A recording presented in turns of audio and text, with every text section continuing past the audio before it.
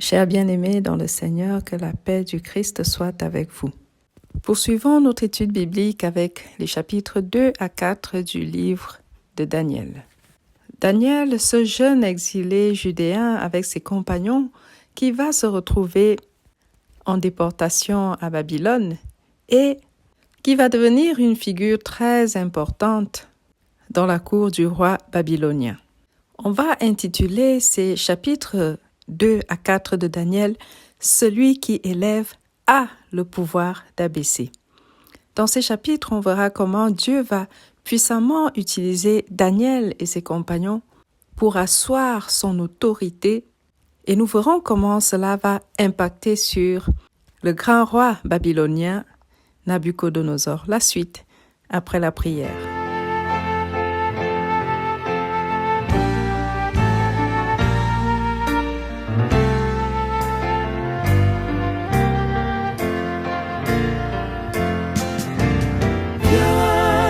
Esprit de Dieu vivant, sois le maître en moi. Viens, Esprit de Dieu vivant, sois le maître en moi. Sonde-moi.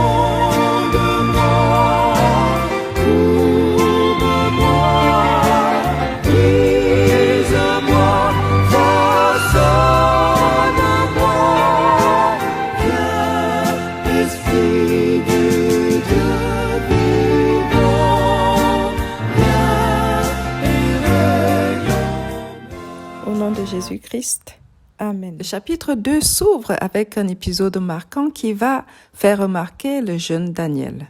Daniel, ce jeune et brillant déporté judéen qui s'est retrouvé avec ses compagnons Shadrach, Meshach et Abednego dans le palais du roi Nabuchodonosor, le roi babylonien chez qui le peuple judéen était en déportation. Alors, un événement va faire connaître Daniel. Le roi Nabuchodonosor va faire un rêve. Nabuchodonosor ou Nebuchadnezzar, selon les versions de la Bible. Il va donc faire un rêve qui l'effraie, à tel point qu'il va demander à tous les grands magiciens, astrologues et enchanteurs chaldéens, donc de son royaume, de venir lui expliquer ce songe. Déjà lui dire quel est ce songe et le lui expliquer. Parce que Nabuchodonosor, attention, il n'est pas du tout naïf. Ce n'est pas un esprit naïf. Il ne veut pas quelqu'un qui viendra lui raconter des histoires en jouant avec sa psychologie. C'est pourquoi lorsqu'il appelle les Chaldéens pour leur demander de lui expliquer son songe et que les Chaldéens lui répondent « Ô roi, dis le songe à tes serviteurs et nous en donnerons l'explication. » Nabuchodonosor refuse de leur dire le songe. Il ne veut pas juste l'explication. Il veut que ces magiciens et astrologues, enchanteurs qui se disent puissants, lui disent d'abord le songe. Donc il ne leur dit pas l'histoire dont il a rêvé. Il leur demande d'abord de deviner ce qu'il a eu comme songe avant d'interpréter le songe en question. Il leur dit donc, si nous lisons des versets 4 à 6 de Daniel 2, lorsque les Chaldéens demandent au roi de leur dire le songe afin qu'il le lui explique. Il est écrit « Ô roi, vis éternellement, dis le songe à tes serviteurs et nous en donnerons l'explication. » Le roi reprit la parole et dit aux Chaldéens « La chose m'a échappé. Si vous ne me faites connaître le songe et son explication, vous serez mis en pièces et vos maisons seront réduites en un tas d'immondices. Mais si vous me dites le songe et son explication, vous recevrez de moi des dons et des présents et de grands honneurs. C'est pourquoi dites-moi le songe et son explication. » Fin de citation.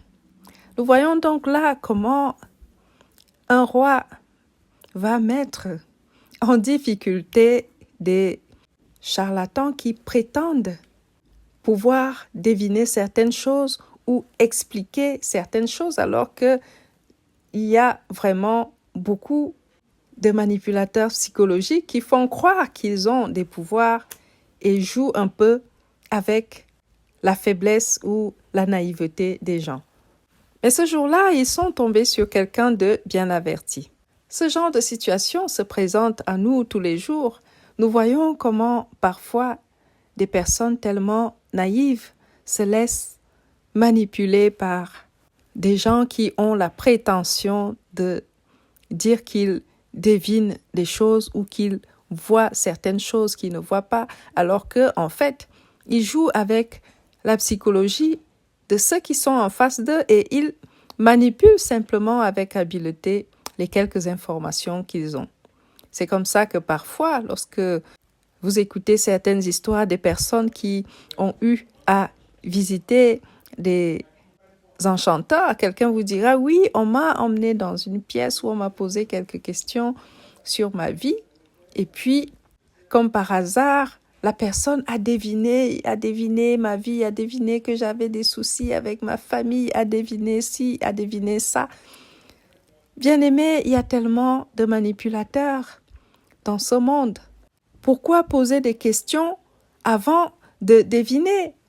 Si ce n'est pour manipuler et jouer avec la psychologie des gens. Si quelqu'un est un fin psychologue, il suffit de se dire, si cette personne est en face, elle a certainement un souci. Alors, si je lui dis qu'il y a telle ou telle chose qui ne va pas dans sa vie ou que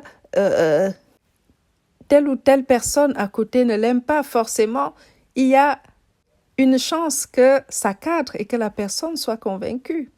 C'est comme ça que beaucoup de charlatans manipulent les personnes naïves. Voilà donc ces Chaldéens, des grands magiciens du pays babylonien, des grands savants, des grands astrologues, les grands enchanteurs qui avaient fait leur réputation, tombent sur un roi un peu plus malin qui leur dit « J'ai besoin que vous me disiez quel est le songe que j'ai eu cette nuit. » Il ne s'agit pas de vous dire déjà le songe pour en avoir une explication bidon. Je veux qu'on me dise déjà le songe qui est dans ma tête, ce que j'ai fait comme rêve. Et ensuite, lorsque vous m'aurez dit le songe, vous m'expliquerez ce qu'il signifie.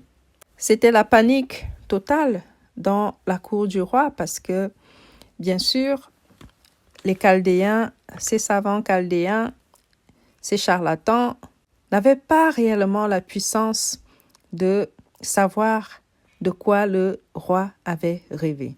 Alors le roi a décidé d'appliquer la sentence et se mettant violemment en colère, il a ordonné de faire périr tous ces sages de Babylone et la sentence fut publiée que les sages allaient être mis à mort. Daniel, qui n'avait rien à voir avec tout ça, se retrouve dans l'histoire comment le verset 13 nous dit que la sentence fut publiée, les sages étaient mis à mort et l'on cherchait Daniel et ses compagnons pour les faire périr, ce qui signifie qu'on les considérait déjà comme faisant partie des sages dans la cour de Nabuchodonosor. Alors, Daniel, qui n'a absolument pas envie de voir tous ces gens mourir, encore moins lui-même pour cette histoire, décide de parler au roi pour qu'il lui donne un peu de temps pour trouver l'explication qu'il faut. Et les versets 17 et 18 de ce chapitre 2 nous disent que Daniel est allé voir ses compagnons et tous se sont mis en prière pour que Dieu leur révèle quel est ce songe que le roi a fait et quelle en est l'explication. Le texte nous dit que Dieu a donné l'explication à Daniel dans une vision pendant la nuit. Voilà comment Daniel réussit à donner l'explication du rêve au roi, sauvant ainsi sa vie, celle de ses compagnons et de tous ces sages qui ont failli périr, et révélant surtout à Nabuchodonosor qui était son Dieu.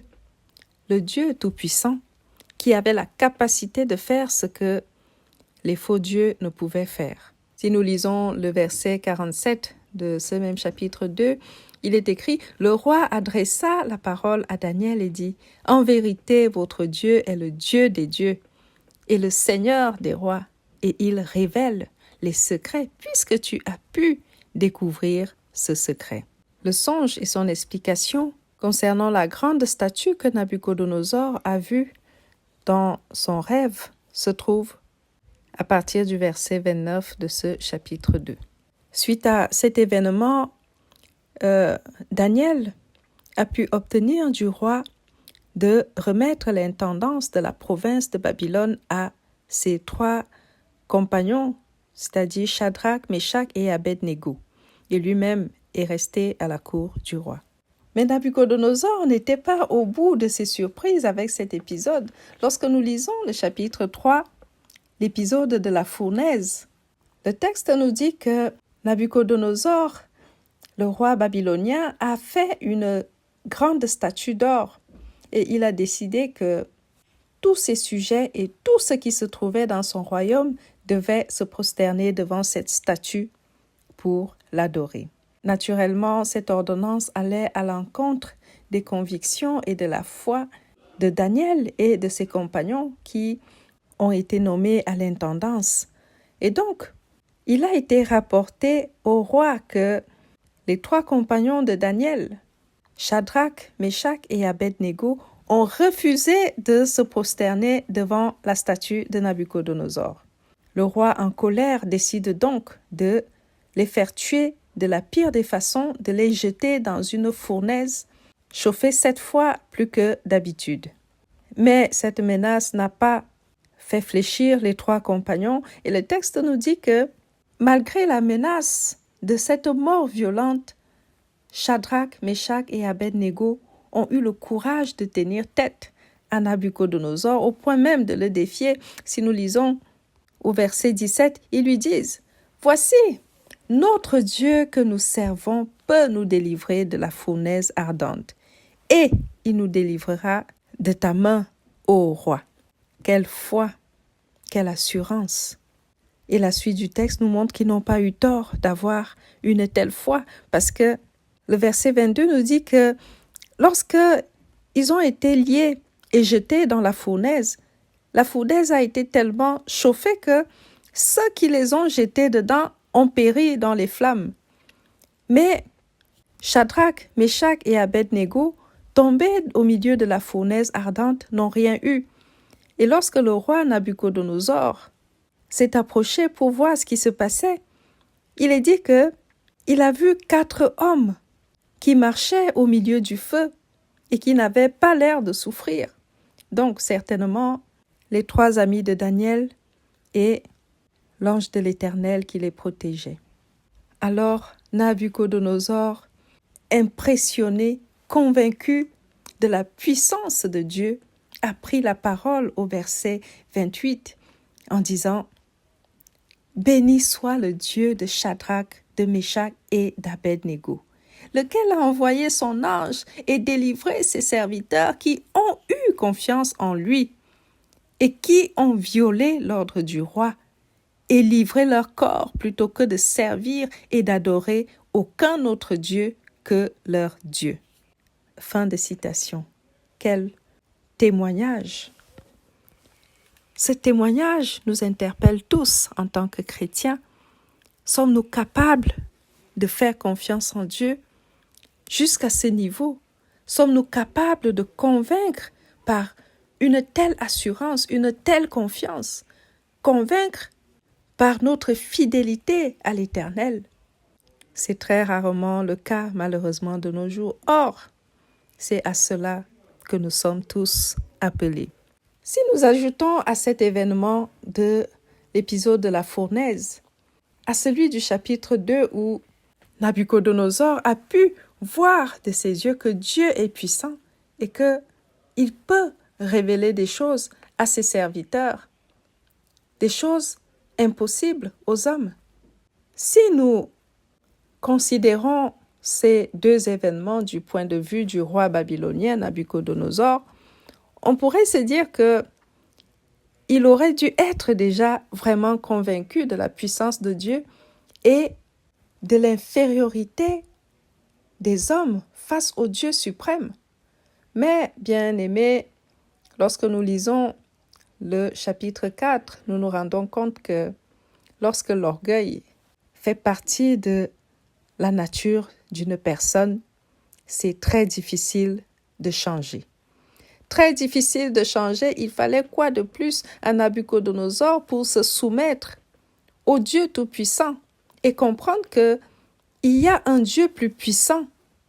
Mais la gloire, malheureusement, la puissance et l'élévation dans ce monde font parfois que les gens perdent le discernement et finissent par se prendre pour des dieux. Et c'est ce qui est arrivé à Nabuchodonosor. Le chapitre 4 nous révèle comment Nabuchodonosor, imbu de sa personne, a fini par se croire comparable à Dieu, parce qu'il a été élevé au rang de très grand roi, parce que sa domination couvrait une très grande partie du monde de l'époque, parce qu'il a fini par s'imaginer qu'il était lui-même divin. Dieu qui l'a élevé a décidé de le rabaisser. C'est Dieu qui élève et c'est lui qui rabaisse.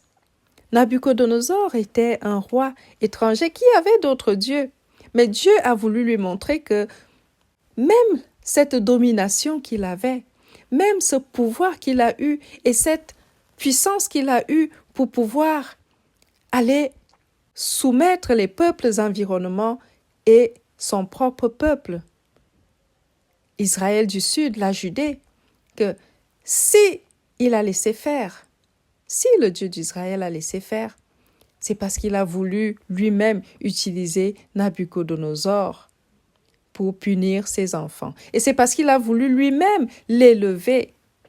Et c'est pourquoi, voyant l'orgueil de ce monsieur grandir à vue d'œil, il lui a à nouveau fait avoir un songe. Et le chapitre 4 nous parle de ce songe de Nabuchodonosor avec un grand arbre, figure du roi qui représente le monde en général.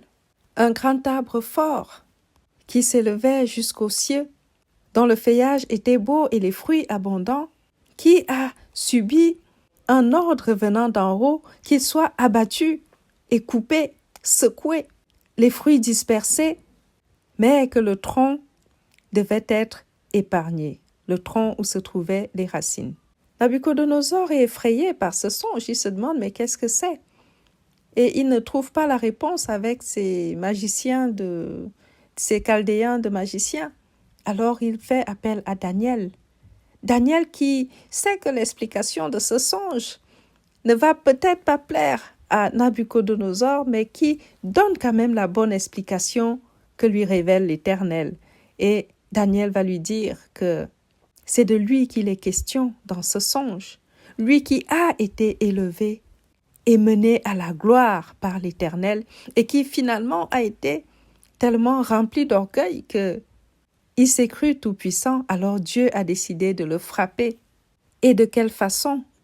Si nous lisons au verset 25, il dit « On te chassera du milieu des hommes, tu auras ta demeure avec les bêtes des champs, et l'on te donnera comme aux bœufs de l'herbe à manger, tu seras trempé de la rosée du ciel, et 7 ans passeront sur toi jusqu'à ce que tu saches que le Très-Haut domine sur le règne des hommes, et qu'il le donne à qui il lui plaît. » Daniel, lorsqu'il donne cette explication au roi, poursuit en lui disant, voyant ce que ça signifie, il lui dit, « Tu peux encore changer la donne. » Et il lui dit, « C'est pourquoi, ô roi, puisse mon conseil te plaire. » C'est au verset 27 de ce chapitre 4. « Mets un terme à tes péchés en pratiquant la justice et à tes iniquités en usant de compassion envers les malheureux, et ton bonheur pourra se prolonger. » Mais la suite de l'histoire nous fait comprendre que Nabuchodonosor n'a pas été inquiété plus que ça.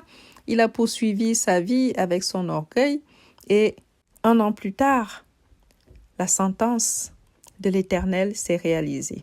Il est dit au verset 29 de ce chapitre 4 que, au bout de 12 mois, comme il se promenait dans le palais royal à Babylone, le roi prit la parole et dit: « N'est-ce pas ici Babylone la grande que j'ai bâtie comme résidence royale par la puissance de ma force et pour la gloire de ma magnificence ?» La parole était encore dans la bouche du roi qu'une voix descendit du ciel: « Apprends, roi Nabuchodonosor, qu'on va t'enlever le royaume. On te chassera du milieu des hommes, tu auras ta demeure avec les bêtes des champs, on te donnera comme aux bœufs de l'herbe à manger, et 7 ans passeront sur toi jusqu'à ce que tu saches que le Très-Haut domine sur le règne des hommes et qu'il le donne à qui il lui plaît. » Au même instant, la parole s'accomplit sur Nabuchodonosor. Il fut chassé du milieu des hommes et il mangea de l'herbe comme les bœufs. Son corps fut trempé de la rosée du ciel jusqu'à ce que ses cheveux crussent comme les plumes des aigles et ses ongles comme ceux des oiseaux. Fin de citation, arrêtons-le là au verset 23. Nabuchodonosor a été frappé à cause de son orgueil, lui qui a été élevé. Lorsqu'on lit ce texte, on se dit il est devenu fou en fait. Il a perdu son royaume, il est devenu fou, il mangeait de l'herbe. Mais comme dans son rêve, Dieu n'a pas permis qu'il perde tout totalement. Et le verset 34 nous dit qu'après le temps marqué, lorsque Nabuchodonosor a levé les yeux vers le ciel et que la raison lui est revenue et qu'il a béni le Très-Haut, il a été restauré. Dieu est celui qui élève. Dieu est celui qui donne. Dieu est celui qui bénit. Malheureusement, nous avons tendance, comme Nabuchodonosor, à nous croire puissants, à finir par penser que si tout nous réussit, c'est parce que nous sommes trop forts. Or, celui qui élève a aussi la capacité d'abaisser, d'anéantir, d'éduquer. Que l'Éternel préserve donc les chrétiens de l'orgueil, car l'orgueil est la source de beaucoup de nos maux. Voilà, bien-aimés, pour aujourd'hui. Pour la prochaine étude, je vous invite à lire Daniel des chapitres 4 à 8. Daniel 4 à 8. D'ici là, que Dieu vous garde et qu'il vous bénisse. Amen.